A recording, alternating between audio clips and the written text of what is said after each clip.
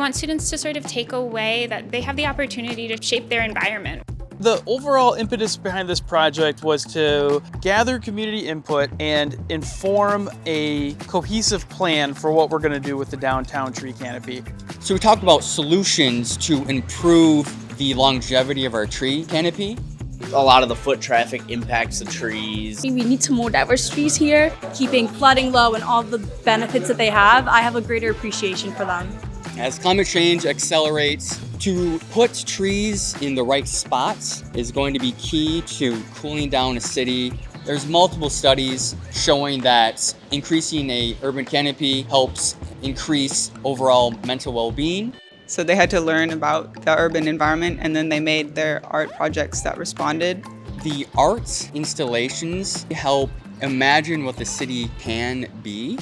Art often takes the form of murals that do pretty things, but now we're proposing that art can be a tool to facilitate community feedback. It's an important component of the project because it helps us reach more people, identify blind spots that we would have.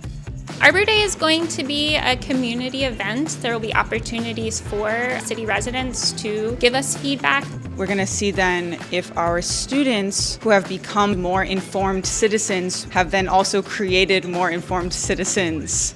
This class is so hands-on. We're able to reach more people instead of just being educated ourselves. A lot of us are art majors, which I think is cool because I don't think I've ever had an opportunity like this. If we sort of use the art to make it more accessible, ultimately we'll have more feedback that will shape a more responsive community, more inclusive community.